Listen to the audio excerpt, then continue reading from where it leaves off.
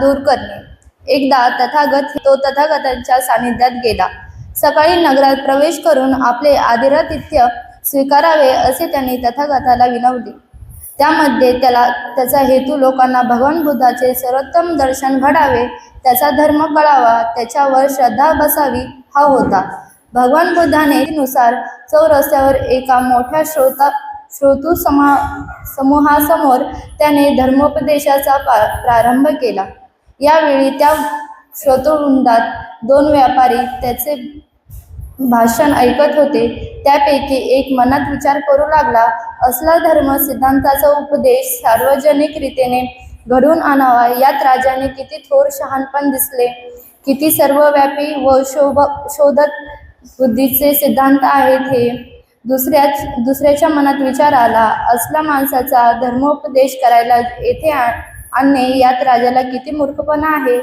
गाय जे वाहन ओढीत असते त्याला बांधलेले वासरू गायीच्या मागून जाते आणि जात असताना हंबरत असते, त्याप्रमाणे भगवान बुद्ध राजा मागून जात आहे. ते नगर सोडल्यानंतर हे दोघे व्यापारी ज्या सरईमधून मध्ये उतरले होते ते एकत्र आले. मद्यपान करीत असताना जो व्यापारी भला होता त्याला चातुर महाराजिक देवतांनी संयमित आणि संरक्षित ठेवला. उलट दुसरा मात्र पिशाचे पिसाळल्याप्रमाणे एकसारखा पीत होता. शेवटी झोप आल्याने तो गुंत्याच्या जवळच्या रस्त्यावर पहुडला. दुसऱ्या दिवशी सकाळी त्या पहिल्या व्यापाऱ्याला गाडीखाली तो रस्त्यावर पडलेला व्यापारी सारथ्याला न दिसल्यामुळे चिराडला गेला आणि मरण पावला. पहिला व्यापारी एका दूर देशात आला असताना त्या देशात एका पवित्र अश्वाने त्याच्या पुढे गुडघा वाकवल्यामुळे तो त्या देशाचा राजा म्हणून निवडला गेला आणि त्याला सिंहासनाधिष्ठ करण्यात आले. त्यानंतर या आपल्या जीवनाला मिळालेली ही विलक्षण कलाटणी मनात आणून तो भगवान बुद्धाकडे गेला आणि आपल्या देशात येऊन आपल्या प्रजेला उद्देशून उपदेश करण्यासाठी त्यांना आमंत्रण दिले. त्यावेळी त्या जगद्गुरू बुद्धाने त्या दृष्टबुद्धी व्यापाऱ्याच्या मृत्यूने आणि त्या सद्बुद्धी व्यापाऱ्याच्या भरभराटीचे कारण त्यांना सांगितले आणि म्हटले, मन सर्वांचे मूळ आहे. मन हे स्वामी आहे. मन हे कारण आहे. मनात दृष्ट विचार असतील तर माणसाचे विचार, माणसाचे शब्द आणि कार्यही दृष्ट बनतात. पापोद्भव दुःखे ज्याप्रमाणे रथाची चाके रथाच्या घोड्यामागे जातात त्याप्रमाणे त्याचा पाठपुरावा करीत असतात. मन हे सर्वांचे मूळ आहे. तेच आज्ञा करते आणि तेच घटना घडवून आणते. मनात सद्विचार असतील तर त्या माणसाचे शब्द आणि कार्य दोन्हीही चांगले असतात आणि अशा सदाचारापासून उद्भवणारे सुख पदार्थाच्या सावलीप्रमाणे सुशोभित त्या माणसामागे जात असते.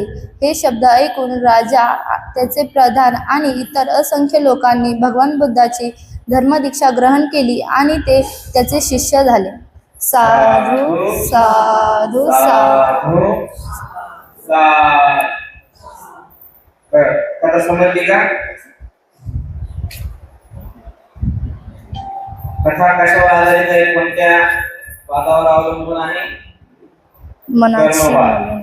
बरोबर आहे. तसं तुम्ही कर्म करा तसं तुम्हाला फळ मिळेल. चांगलं कर्म करा चांगलं फळ भेटेल. वाईट कर्म करा वाईट फळ भेटेल. बरोबर आहे. तुम्ही जर चांगल्या मनाने काम केलं तर फळ चांगलं आणि वाईट मनाने काम केलं फळ वाईट. तुम्हाला आता ते हरी पलंगावर अगोदर द्यायचे पलंगावर आहे की नाही, परंतु आता तशी परिस्थिती नाही. आता स्वतः आपल्याला हात पाय डोकं चालवावं लागतं तेव्हाच आपल्याला मिळतं, नाही तर काही मिळत नाही. कर्म हे सर्व गोष्टीचं मूळ. कशाचं? चांगल्या गोष्टीचं मूळ आणि वाईटाचं पण मूळ. चांगल्या गोष्टीच्या पाठीमागे देखील म्हणत असतं आणि वाईट गोष्टीच्या पाठीमागे देखील म्हणत असतं. आता या ठिकाणी जी कथा आहे ती एका व्यापाराची कथा आहे. मी तुम्हाला याच्या अगोदर पण एक कथा सांगितली होती आंधळ्या बंदीची, आठवते का? ती पण कर्मावरच आधारित होती. दुसरी एक कथा आज तुम्हाला सांगतो. एक मठ्ठ कुंडली नावाचा कोण होता? व्यापारी होता. मठ्ठ कुंडली तो एवढा चिकट होता, लय एवढा चिकट होता की तो दवाखान्यामध्ये कधीच जात नव्हता. आई बीमार पडली, घरीच दवाखाना. पत्नी बीमार पडली, घरीच दवाखाना. पोरं बीमार पडली, घरीच दवाखाना. स्वतः बीमार पडला, घरीच दवाखाना. असा करता करता त्याची पत्नी मेली, त्याचे पोरं मेले, सगळे मेले. शेवटी तो एकटाच राहिला. मेले सगळे, आता किती राहिले? एकटाच राहिला. मग त्याला असं वाटतं की अरे आपण पण आता एक दिवस मरणार आहोत. मरणार. मग काय नाही त्याचे पुण्य करून तरी मरावं. मग तो काय करतो? आपल्या दारासमोरून भगवान बुद्ध जात असतात. कोण जात असतं? भगवान बुद्ध. मग तो भगवान बुद्धाला श्रद्धापूर्वक असं भोजनदान, भिक्षापात्रम आणि भोजनदान भगवान बुद्ध ग्रहण करतात. आणि ग्रहण केल्यानंतर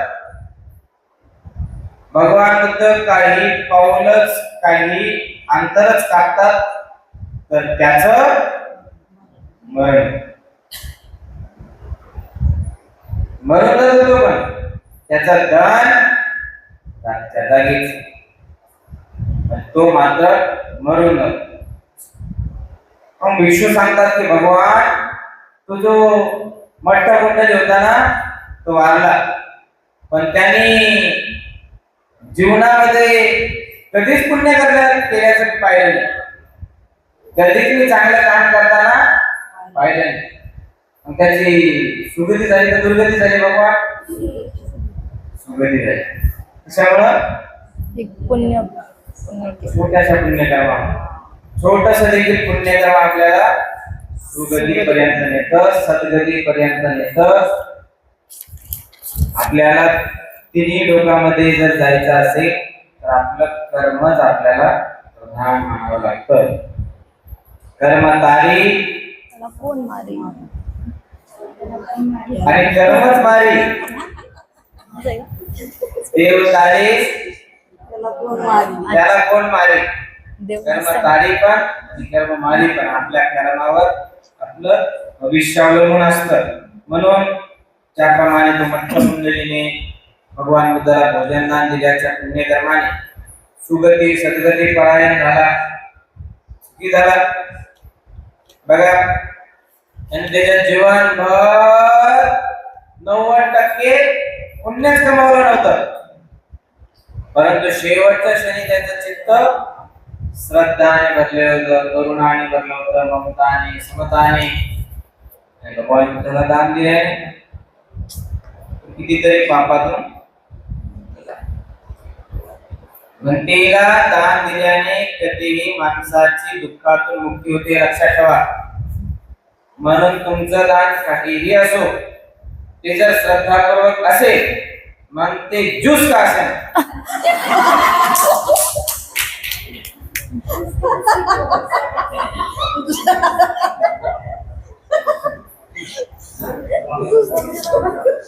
अच्छा हे ज्यूस आपल्या कोगरे बाबांचं वाघमारे साहेबांना माझ्या हस्ते मी या ठिकाणी समर्पित बुद्धीने देत आहे.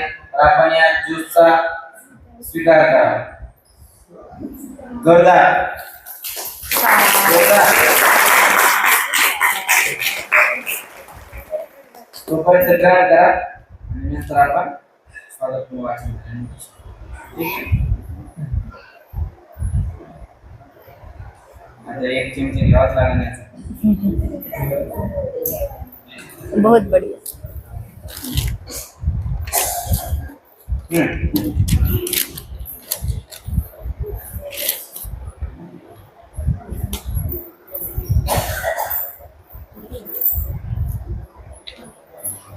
मंदिरा दान दिलेले पुण्य होतं म्हणते ज्यूस का असणार आणि योग्य वेळी त्यांचं आगमन झालं. म्हणाल हो सुखी हो तुमचं कल्याण. बसा आणखी अर्धा तास. हा पुढे आता पुढे वाचा. जग हे धम्मराज्य बनवणे. जग हे धम्मराज्य बनविणे. धम्माचे प्रयोजन काय याची भिन्न धर्माची भिन्न भिन्न उत्तरे दिली आहेत. माणसाला ईश्वर प्राप्तीचे मार्गे लावून त्याला आपल्या आत्म्याच्या मोक्षाचे महत्त्व शिकवणे हे सामान्यतः वरील प्रश्नाला उत्तर येते. बहुतेक धर्म 3 प्रकारच्या राज्यासंबंधी बोलतात. एकाला स्वर्गाचे राज्य म्हणतात, दुसऱ्याला इहलोकीचे राज्य म्हणतात आणि तिसऱ्याला नरकाचे राज्य म्हणतात. असे म्हणतात की स्वर्ग राज्यात देवांचे शासन चालते, नरक राज्यात दृष्टीचे राज्य चालते. इहलोकीच्या राज्यासंबंधी वाद आहेत ते सैतानाच्या मांडलिकत्वाखाली नसते, त्याप्रमाणेच देवाचे सार्वभौमत्वही त्यावर पसरलेले नसते. एक दिवस ते पसरेल अशी अपेक्षा मात्र असते. काही धर्मामध्ये किती लोक सांगितले? 3 प्रकारचे राज्य. एक म्हणजे देवाचं राज्य, एक स्वर्ग राज्य, दुसरं म्हणजे नरक राज्य, इहलोकाचं. बरोबर आहे. यस. आणि तिसरं म्हणजे नरकाचं, इहलोकीचे राज्य. स्वर्गाच्या राज्यात कोणाचं शासन चालतं? देवाचं. नरकामध्ये कोणाचं शासन चालतं? दृष्ट राज्य, दुष्टांचं राज्य. आणि इहलोकामध्ये कोणाचं शासन चालतं? माणसाचं. बरोबर आहे. परंतु इहलोक म्हणजे काय? स्वर्गलोक म्हणजे देवाचं लोक. बरोबर आहे. इहलोक म्हणजे हे सध्या आपण ज्या लोकांमध्ये आहोत त्याला म्हणतात इहलोक.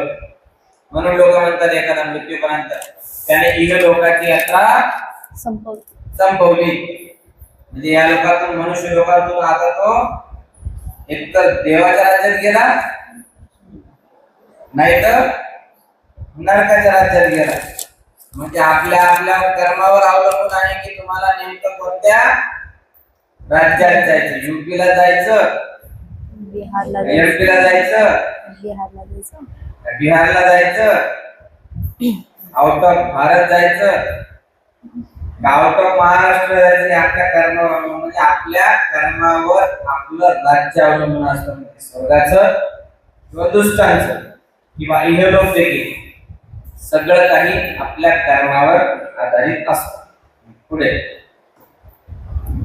काही धर्मामध्ये स्वर्ग राज्य प्रत्यक्ष ईश्वराच्या शासनाखाली असल्याने तेथे धर्मराज्य असते. इतर काही धर्मात स्वर्ग राज्य हे इहलोकी असत नाही, ते फक्त स्वर्गाचे दुसरे नाव आहे. जो कोणी ईश्वर आणि त्याच्या प्रेषितावर श्रद्धा ठेवेत त्यालाच तेथे पोहोचता येते. स्वर्गलोकी पोहोचल्यावर त्या धर्मनिष्ठांना जीवनातील सर्व भोगविलास तेथे लाभतात. सर्व धर्म असे उपदेश देतात की ह्या स्वर्ग राज्याची प्राप्ती हे प्रत्येक माणसाचे साध्य असावे आणि ते कसे साधावे हे सांगणे त्या सर्व धर्मांचे कार्य असावे. धर्माचा उपदेश काय याला भगवान बुद्धाचे उत्तर अगदी वेगळे होते. जीवनाचा उद्देश काहीतरी काल्पनिक स्वर्गाची प्राप्ती आहे असे त्यांनी लोकांना सांगितले नाही. त्यांचे म्हणणे असे की धर्माचे राज्य इहलोकांचे आहे आणि त्याची प्राप्ती धर्मशील आचरणानेच घडते. त्यांनी असे सांगितले आहे की दुःख निराकरणासाठी प्रत्येक माणसाने दुसऱ्या प्रत्येक माणसाची धर्मानेच धर्मानेच वागले पाहिजे आणि अशा व्यवहारानेच इहलोकी धर्मराज्य स्थापन केले पाहिजे. त्यामुळे त्यांचा धर्म इतर धर्मापासून वेगळा पडतो. त्यांचा धर्म पंचशील, अष्टांग मार्ग आणि पारमिता यावर भर देतो. भगवान बुद्धाने या त्रियवरच आपला धर्म का आधारला, कारण जीवन मार्गाचे हे 3 घटक असून त्यांच्या योगानेच मनुष्य सदाचारी बनू शकतो. माणसाने दुःख हे माणसातील अनुचित व्यवहाराचाच परिणाम आहे. हा अनुचित व्यवहार आणि त्यापासून उद्भवणारी दुःखे ही धर्मानेच नाहीशी होऊ शकतात. म्हणूनच धर्माने नुसता उपदेश करून भागणार नाही, तर त्याने माणसाचा आपल्या व्यवहारात सदाचाराची किती आवश्यकता आहे हे त्याच्या मनावर पूर्णपणे ठसविले पाहिजे. ही सदाचाराची आवश्यकता माणसाच्या मनावर ठसविण्यासाठी धर्माला इतरही काही कार्य करावी लागतात असे ते मानतात. धर्माने माणसाला आचरण्यास योग्य कुशल कर्म कोणते हे ओळखण्याचे आणि त्या आधार आचार करण्याचे शिकवले पाहिजे. धर्माने आचरण्यास अयोग्य अकुशल कर्म कोणते हे ओळखण्याचे आणि टाळण्याचे शिकवले पाहिजे. याशिवाय अतिशय महत्त्वपूर्ण असे मानलेले धम्माचे 2 उपदेश भगवान बुद्धाने शिकवले. धर्माचा पहिला उद्देश म्हणजे माणसाला प्रार्थना, धार्मिक विधी, अज्ञेयाजक शिकवल्याऐवजी त्याला नैसर्गिक प्रवृत्तीचा वळण लावणे म्हणजे सुसंस्कृत करणे. देवदाह सूत्रात जैन धर्माची चर्चा करताना भगवान बुद्धाने हा उद्देश स्पष्ट केला आहे. जैन धर्माचा संस्थापक असे मानित असे की सर्व वैयक्तिक सुखकर अथवा दुःखकर अनुभव हे गतजन्मी केलेल्या धर्माचे फळ आहे. असे असल्यामुळे गतजन्माच्या दुष्कर्माचे विवेचन केले असता आणि नवी दुष्कर्मे न केल्यास भविष्यकाळात भोगायचे काहीच राहत नाही. भविष्यकाळात भोगायला लावणारे दुष्कर्माचे परिणाम उतरले नाहीत की दुष्कर्म क्षय पावते आणि दुष्कर्म क्षय पावले की दुःखाचा क्षय होतो आणि सर्व दुःखाचेच मुळापासून उच्चाटन होते. असा जैन धर्माचा दृष्टिकोन आहे. यावर भगवान बुद्धाने असा प्रश्न केला तुम्हाला असे सांगता येईल का की या इथे आता दृष्टवृत्तीचा उच्छेद केला की त्या क्षणी तिथे सत्प्रवृत्तीची स्थापना होते? त्याचे उत्तर नाही असेच आले. तेव्हा भगवान बुद्धाने विचारले, जोपर्यंत तुम्ही दृष्टिवृत्तीचा त्याग करून सत्प्रवृत्तीचा अंगीकार करण्याचे मनास शिक्षण दिले नाही तोपर्यंत दुष्कर्माचे विरेचन आणि नव्या दुष्कर्माचा प्रारंभ न करणे या क्रियेला काय अर्थ आहे? भगवान बुद्धाने त्यांच्या मते ह्या त्या धर्माचा एक गंभीर दोष होता. सत्प्रवृत्ती हीच चिरस्थायी चांगुलपणाचे अधिष्ठान आणि हमी आहे. म्हणूनच भगवान बुद्धाने चित्ताच्या साधनेला म्हणजेच माणसाच्या वृत्तीला सुसंस्काराने वळण लावण्याचा अगदी पहिले स्थान दिले आहे. धर्माचा जो दुसरा उद्देश भगवान बुद्धाने अत्यंतिक महत्त्वाचा मानतो तो म्हणजे एखादे तत्व उचित म्हणून समजल्यावर जरी कोणी साथी नसला तरी धैर्याने तत्वाच्या मार्गापासून विचलित न होणे. सल्लेख सूक्तामध्ये भगवान बुद्धाने या मुद्द्यावर भर दिला आहे. तेथे ते म्हणतात, जरी दुसरे लोक हानिकारक वर्तन करीत असले तरी मी काही हानिकारक कृत्य करणार नाही. अशा निश्चयाने तुम्ही आपले मन निर्मल बनविले पाहिजे. जरी दुसरे लोक हत्या करीत असले तरी तुम्ही हत्या करता कामा नये. जरी दुसरे लोक चोरी करत असले तरी तुम्ही चोरी करता कामा नये. दुसऱ्या लोकांचे जीवन श्रेष्ठ नसले तरी तुमचे जीवन श्रेष्ठ असले पाहिजे. दुसरे लोक खोटे बोलत असले, निंदा करीत असले, जोरजोराने निषेध करीत असले, बडबडत असले तरी तुम्ही तसे करता कामा नये. जरी दुसरे लोक लोभी असले तरी तुम्ही लोभी असता कामा नये. जरी दुसरे लोक द्वेष करीत असले तर तुम्ही द्वेष करता कामा नये. जरी दुसरे लोक मिथ्या दृष्टीचे, मिथ्या संकल्पाचे, मिथ्या वाणीचे, मिथ्या क्रियेचे, मिथ्या समाधीचे असले तरी मी मात्र सम्यक दृष्टी, सम्यक संकल्प, सम्यक वाणी, सम्यक कर्म, सम्यक आजीविका, सम्यक व्यायाम, सम्यक स्मृती आणि सम्यक समाधी या अष्टांग मार्गापासून विचलित होणार नाही. जरी दुसरे सत्य आणि निर्वाण याबाबत चुकत असले तरी तुम्ही सत्य आणि निर्वाण यांच्या मार्गापासून विचलित होता कामा नये. जरी दुसरे लोक आळस आणि तंद्री यांच्या अधीन असले तरी तुम्ही मात्र या दोषांपासून विमुक्त असले पाहिजे. जरी दुसरे लोक गर्विष्ठ असले तरी तुम्ही मात्र विनम्र असले पाहिजे. जरी दुसरे लोक शंकाकुल असले तरी तुम्ही मात्र निशंक असले पाहिजे. जरी दुसरे लोक क्रोध, द्वेष, मत्सर, क्रूरपणा, लोभ, ढोंग, कपट, निर्बुद्धपणा, उद्धटपणा, आगाऊपणा, दृष्टसंगत, आळशीपणा, अंधश्रद्धा, निर्लज्जपणा, असत्य, विवेकाचा अभाव, अडाणीपणा, निष्क्रियता, गोंधळ, शहाणपणा, अभाव इत्यादी दोषांनी युक्त असले तरी तुम्ही मात्र या दोषाच्या विरोधी असलेले गुण अंगी बाणविले पाहिजे. दुसरे लोक जरी लौकिक वस्तूचा चिकटून असले, त्यावरील आपली पकड सैल होऊ देत नसले तरी तुम्ही मात्र अशा वस्तूंना न चिकटता त्यागशील राहिले पाहिजे. मी असे म्हणतो की चेतनाशक्ती विकसित झाल्याने वाणी आणि कर्मच काय तर मग समग्र विज्ञान जाणीव सुद्धा प्रभावित होते. म्हणून हे शुद्ध माणसाने करावी संकल्प मी जे वर तपशिलाचे सांगितले आहे ते करावयास लावणाऱ्या चेतनाशक्तीचा विकास केला पाहिजे. भगवान बुद्धाच्या मतानुसार धर्माचा उपदेश हा असा आहे. साधू साधू साधू साधू साधू. आपल्याला जगाला जर धम्मराज्य बनवायचे असेल तर काय करावं लागेल? काय करावं लागेल? पहिला आपल्याला बदलावं लागेल, है ना? आपण सांगे ब्रह्मज्ञान आणि स्वतः सारे कोरडे पाषाण. काय लोकांस सांगे ब्रह्मज्ञान, स्वतः मात्र कोरडे पाषाण. तेच ना, आपण सांगे ब्रह्मज्ञान स्वतः आपण सांगे ब्रह्मज्ञान, दुसऱ्याला सांगे ब्रह्मज्ञान आणि स्वतः कोरडा पाषाण. माझ्याकडे भरपूर आहे असं म्हणायचं, परंतु प्रत्यक्ष मात्र काहीच नसतं. स्वतःच्या नाकाला आणि आपण म्हणायचं तुमच्या नाकाला. बरोबर आहे की? अशीच गोष्ट. परंतु आपल्याला याच्यावरून सुटायचं जर असेल तर प्रथमतः आपल्याला बदल आपल्या मनामध्ये घडवावा लागेल. बरोबर आहे? लोकांनी खोटं बोलू नये असं तुम्ही जगामध्ये सांगा सुटला तर लोक खोटं बोलायचं बंद करतील का?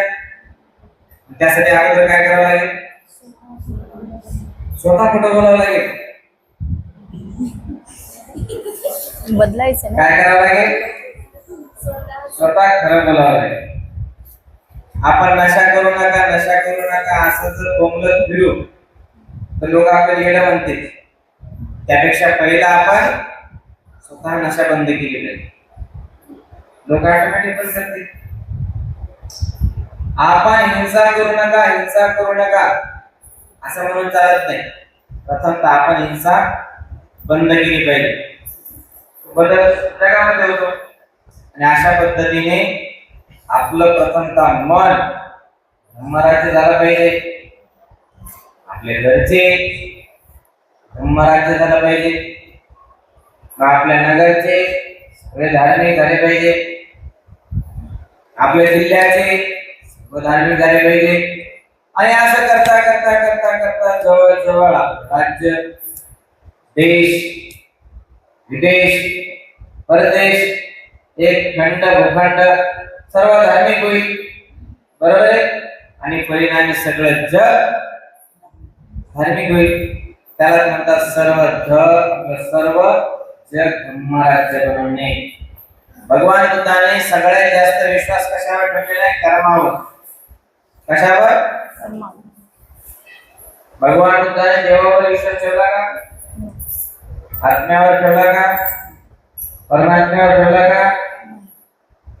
पहिला भगवान बुद्धाने विश्वास कशावर ठेवला? कर्मावर. कशावर? कर्म. जैन धर्मामध्ये कशावर विश्वास आहे? त्यावर विश्वास आहे. आत्मा मानतात. काही लोक काय म्हणतात? आत्मा आहे तर जेवढं ज्या माणसाचं शरीर तेवढी त्या माणसाची आत्मा.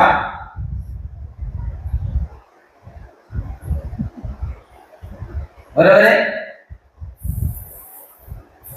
जेवढ्या मोठ्या वाघमारे आई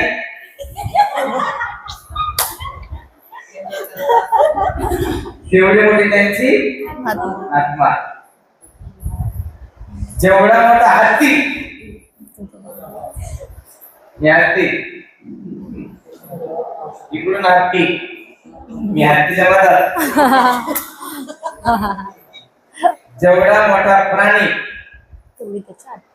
जेवढा मोठा डायनोसर तेवढा मोठा त्याचा आत्मा. असं जैन धर्मामध्ये मानतात किंवा असं बऱ्याच धर्मामध्ये मानतात. हिंदू धर्मामध्ये कसं आहे? अंगुष्ठाप्रमाणे. आपला अंगठा केवढा आहे म्हणतात हिंदू धर्मात? ते जेवढा आपला अंगठा तेवढी आपली आत्मा.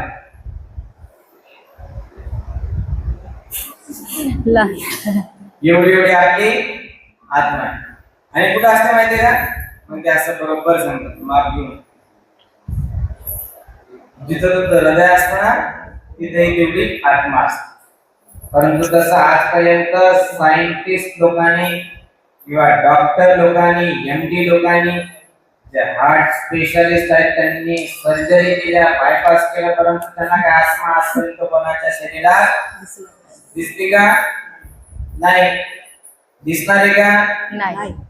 दिसते होती का? नाही. मग आत्म्याला आपल्या बौद्ध धर्मामध्ये याच कारणामुळे स्थान नाही. जैन धर्मामध्ये पहिलं स्थान आत्म्याला आहे, दुसरं स्थान महावीराला आहे आणि तिसरं स्थान माहितीये का कशाला आहे? शरीराला. त्यांचं म्हणणं आहे बघा बौद्ध धर्म काय सांगतो? सगळं काय आहे? मन आहे. बरोबर आहे? आणि जैन धर्मामध्ये काय सांगितलं जातं? सर्व काही शरीर आहे. तुम्हाला जे दुःख भोगायला आज मिळतात ते तुम्ही केलेल्या पापकर्माचे फळ आहे. मान्य की नाही? आणि बौद्ध धर्म देखील तसं सांगतात, तुम्हाला आज जे भोगायला मिळतं ते तुमच्या कर्माचं फळ आहे. परंतु जैन धर्म असा म्हणतो तुमच्या दुष्ट कर्माचं पापाचं फळ तुम्हाला या जन्मामध्ये मिळणार. म्हणून तुम्ही काय करा? शरीराला ताप द्या. शरीराला ताप द्या. एका टांगावर उभं राहा किंवा तप करा, जप करा. आणखी त्यांचा वयस्कर झाल्यानंतर माणूस हा उपाशी राहून नंतर तो देहत्याग करतो. त्याला म्हणतात समता काय असं काहीतरी म्हणतात. काय शब्द आहे त्याला? सर्वस्व त्याग करतात. भोजनाचा त्याग, अन्नाचा त्याग. आणि परिणामी असं करत करत त्यांचे धर्मगुरू देहत्याग करू का असं भगवान बुद्धाने मानलं. भगवान बुद्धाने शरीराला महत्व दिले नाही, भगवान बुद्धाने धर्माला महत्व दिले. बरोबर आहे? तुम्ही जे करता ते सगळं काही त्याच्या पाठीमागे मन आहे. बघा आता तुम्हाला जर तुमच्या समोर तुमचा एखादा दुश्मन दिसला तर तुमच्या मनामध्ये काय विचार येईल? काय विचार येईल? द्वेष. भाऊ लय दिवसांनी तुला पाहिलं नव्हतं असं येईल का? नाही. काय विचार येईल? द्वेष. रागाचा, द्वेषाचा, मत्सराचा, विचारी, बरोबर आहे की नाही? दुश्मन पाहिल्याबरोबर आपल्या मनामध्ये द्वेषाचे विचार जन्म घेतात. कुठं सुरू झाली पापाची सुरुवात? मना मनामध्ये. मग आता तो दुश्मन आपल्या जवळ जवळ येऊ लागला, जवळ जवळ येऊ लागला. मग आपण त्याच्याकडे पाहतच राहणार का? ये असं म्हणणार का आपण? नाही. आरेला काय रे होणार आहे? ईद का जवाब पत्थर से होगा. प्रेमानं तर काही गोष्टी होतच नाही. लातों के भूत बातच नाही मानते. नाही, बातों के भूत मानते. असं आहे. मग होत काय? दुश्मन जवळ जवळ आला की आपल्याला वाटतं त्याला आता हा गीत मोकळे करून आपण रट्टे द्या. म्हणजे पहिलं पापकर्म आपल्या मनामध्ये जन्म घेतं, बरोबर आहे. दुसरं पापकर्म आपल्या वाणीमध्ये जन्म घेतं. आपण त्याला शिवाय देतो लगेच, है ना? मायवरून, बापावरून, अख्ख्या अंधावरून शिवाय देत असतो. जितक्या घाण घाण शिवाय देतो, कोणी ऐकलं तर त्याच्या कानाचे पडदे फाटून जाते. पहिलं पापकर्म आपल्या मनामध्ये जन्म घेतं, दुसरं पापकर्म आपल्या वाणीमध्ये जन्म घेतं, आणि मग तिसरं पापकर्म आपल्या आपण काय होतं? मारहाण होते. आणि मग परिणामी मग कोर्ट केसेस, कोर्ट कचेरी. शहाण्या माणसाने कोर्टाची पायरी चढू चढू नये, तरी पण त्या शहाण्याला चढावंच लागते, बरोबर आहे. हे असं आपल्या जीवनामध्ये उदाहरण पाहिजे. आणि जैन धर्माचा सिद्धांत काय सांगतो? की मन प्रमुख नाही, कर्म. तुमचा दुश्मन समोर दिसला तिथे जागेवर व्हायचं, बाकीचं काही सांगायचं तात्पर्य काय? कर्म प्रधान धर्म. वाचा नाही, मन नाही, अगोदर शरीर महत्वाचं. जेही काही पापकर्म होतं आपल्या शरीरातूनच होतं, आणि शरीराला भोगायला मिळतं. म्हणून एक तर मन प्रधान नाही, काहीच नाही, आपलं शरीर प्रधान, काया प्रधान. एक तर तुम्हाला पाप प्रक्षालन करायचं असेल, पापातून मुक्त व्हायचं असेल, तर तुम्ही तपस्या करा, त्याग करा, आणि जीवनाला दुःखातून, या शरीरातून मुक्त करा. वाचाचा काही संबंध नाही, मनाचाही काही संबंध नाही, असं जैन धर्म. आणि असं आपला बौद्ध धर्म सांगतो. कोणाचं पटतं तुम्हाला? बौद्ध धर्म. बौद्ध धर्म. कारण बुद्ध हा मनाचा एक सर्वोत्तम वैज्ञानिक.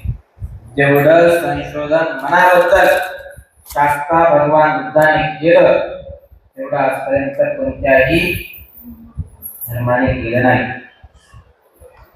महावीराने जरी बरंच चांगलं सांगितलं, परंतु नंतर मात्र त्यांच्या अनुयायांनी फार बट्ट्याबोळ केला.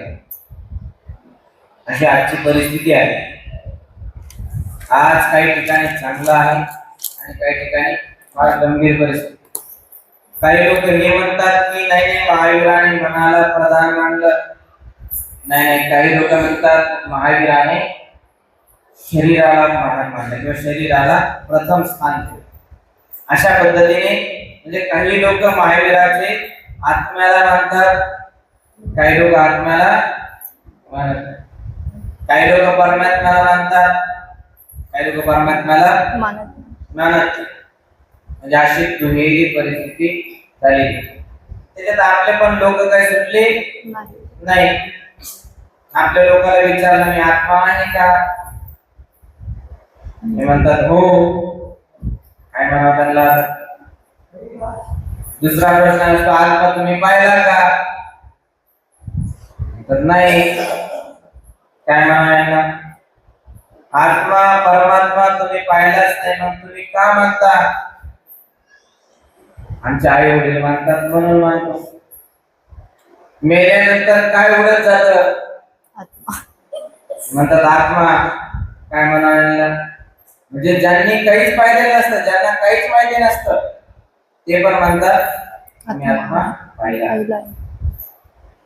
म्हणजे भगवान बुद्धाला आपण सरळ सरळ साफ साफ येड्यामध्ये काढतो किंवा भगवान बुद्धाला दोषी ठरवतो.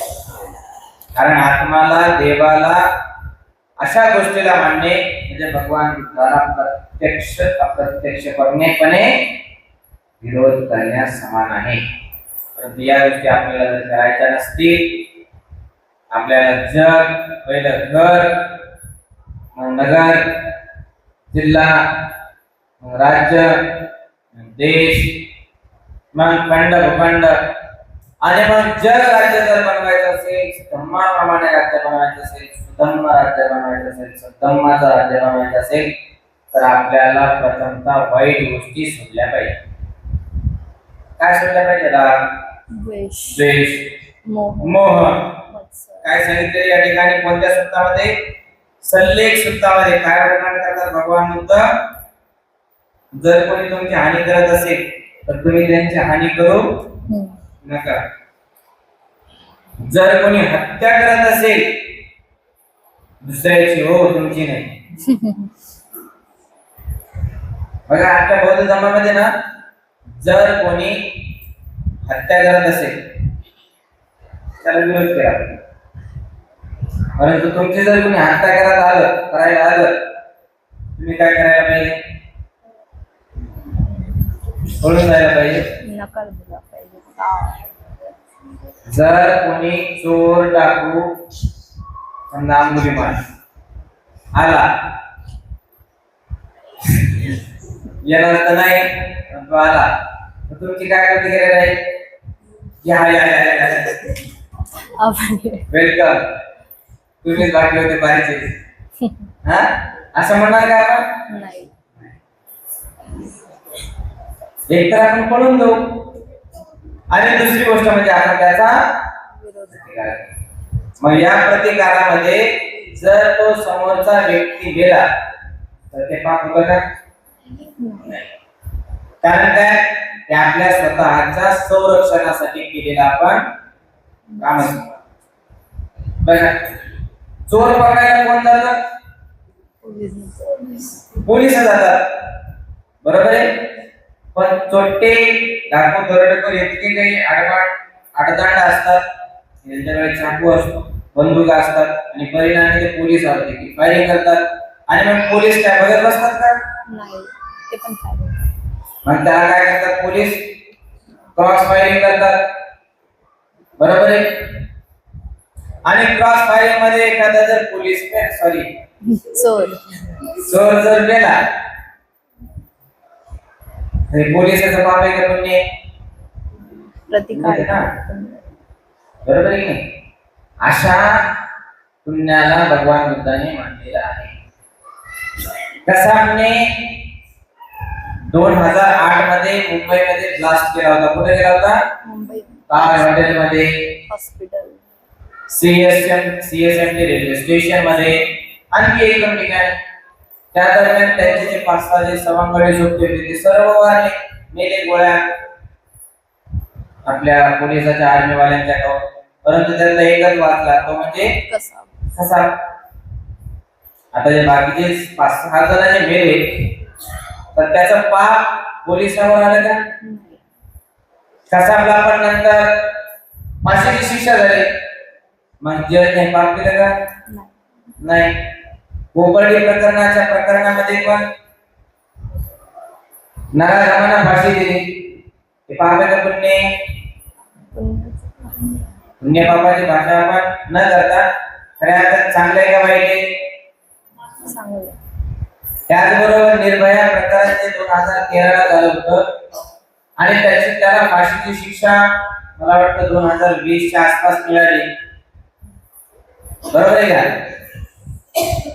निर्भया प्रकरणामध्ये जो निकाल दिला सुप्रीम कोर्टाने, चांगला आहे का वाईट आहे? चांगला आहे. आणि परिणामी अशा गोष्टीला भगवान बुद्ध प्राधान्य देतात. असं नका समजू है ना, कोणी हत्या करत असेल, या या या ये पहिला मुझे मारसिंग. आपली एक कथा होती ना, एकाने पुण्य केलं आणि पुण्य करून तो बाहेर पडला आणि त्या सुप्रबुद्धाला कोणी मारलं, कोणाने बैलाने शिंग भोगसून ठार केलं. असं आपल्या बौद्ध धर्मामध्ये नाही. म्हणून भगवान बुद्ध काय म्हणतात त्या ठिकाणी, जर दुसरे लोक हत्या करीत असले तर तुम्ही मात्र हत्या करू. दुसऱ्या लोकांचे जीवन श्रेष्ठ जरी नसते तरी तुमचे जीवन कसे असते पाहिजे, श्रेष्ठ. दुसरे जरी खोटे बोलत असले, निंदा करीत असले तरी तुम्ही मात्र तसं करता कामा नाही. निषेध केला. जरी लोक दुसरे जगात लोभी असले तरी मात्र तुम्ही लोभी असता कामा नाही. कामा नाही. लोभी म्हणजे काय पाहिजे, स्वार्थ. लालच. स्वार्थ लालच सबसे बुरी बला है. बुरी बला है. लालच सबसे बुरी चीज है. मग ती खायची असो, प्यायची असो, कशाची असो, कोणतीही नशा असो, वाईटच असते. जरी दुसरे लोक द्वेष करीत असले मात्र तुम्ही मात्र द्वेष करता कामा नाही. नाही. दुसरे लोक मिथ्या दृष्टीचे असले तरी मात्र तुम्ही कोणत्या दृष्टीचे असले पाहिजे, सम्यक. सम्यक दृष्टीचे. दुसरे लोक जरी येडे असले तरी तुम्ही मात्र शहाणा असलं पाहिजे. दुसरे लोक जरी काड्या करणारे असले पण तुम्ही मात्र काड्या चुगल्या करणारे असले पाहिजे. दुसरे लोक जरी खोटे बोलणारे असते तरी तुम्ही मात्र तसं करता कामा नाही. कामा नाही. आपलं पाहून दुसऱ्या लोकांमध्ये बदल झाला पाहिजे, असं काहीतरी आचरण आपलं असलं पाहिजे. अरे आनंद नगर मध्ये एक महिला आहे, ती आत्मसंयमाचं पालन करते आणि ती कधीच खोटं बोलत नाही, असा प्रचार झाला पाहिजे. अरे भांडण झालं का, थांबा ती बरी होती का, नाही आपण तिला विचारू ती काय खरं आणि काय खोटं, ती बरोबर आहे. नाही थोडस पूर्ण बोलायचं, पूर्ण बोलायचं आणि असं लावून द्यायचं. नंतर ते भांडणाची आग अशी वाढवायची, नंतर आपण शेकत बसायचं. असं आपलं नसलं पाहिजे. त्या जाळामध्ये सासू टाकायची, सून टाकायची, सगळं टाकायचं, असं ढण ढण ढण ढण पेटल्यानंतर पाहत बसायचं. त्याला म्हणतात मजा येणे, मजा पाहणे. तर असं आपलं नसलं पाहिजे, सत्य असलं पाहिजे. लोक जशास तस, बरोबर आहे. ठोशास हातमागे हातमागे बुक्की, असं नसलं पाहिजे. हो काय शिकायला तशाच तसं म्हणजे जर कोणी आपल्याला वाईट जरी बोललं ऐकून घ्या. आज तुम्हाला त्याचं कळणार नाही महत्व, भविष्यात कळेल. कोणी तुमचा हेट करत असेल लवकर, कोणी तुम्हाला शिळे देत असेल आपण मैत्री करा. कोणी जर तुम्हाला वाईट बोलत असेल चांगलं बोला. हे पाहून याच्यामध्ये कोणी जर पेट्रोल घेऊन येत असेल पाणी द्या. तर तुम्ही बर्फ घेऊन जाता, अग्निशमन दल बोलवा. मी मरतो तुला घेऊन मरतो, असं आपलं वृत्ती असली पाहिजे. जेवढ्या व्यक्ती तेवढ्या प्रवृत्ती. पुढे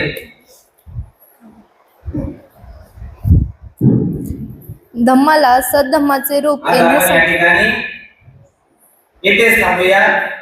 ओके, जर हे धम्मराज्य बनवणे आपला चॅप्टर खूप चांगल्या प्रकारे तुम्ही श्रवण केलं. जगाचं धम्मराज्य जेव्हा होईल तेव्हा होईल, पण पहिला आपलं घर धम्मराज्य करा.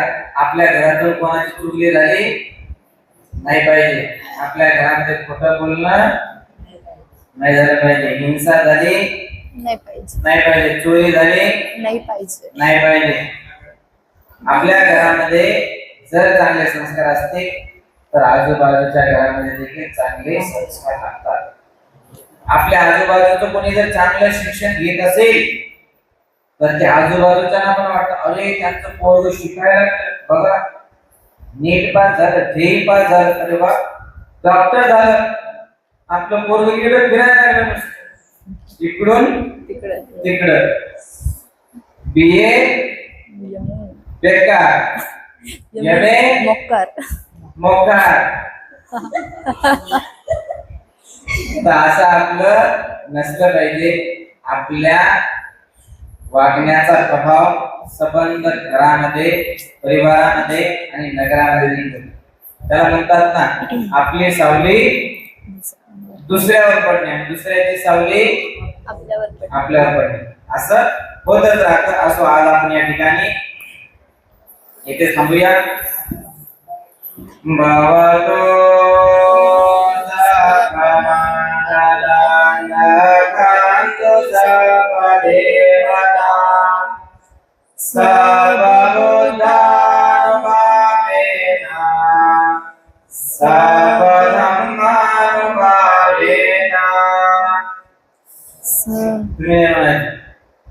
ते आशीर्वाद देताना आपण बोलायचं नाही.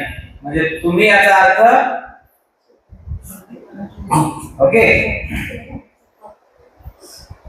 भवतो सपमंगलं रक्षन्तु सपदेवता सर्वभूतानुधम्मानुसंधानुभावेन सदा सुखी भवन्तु ते.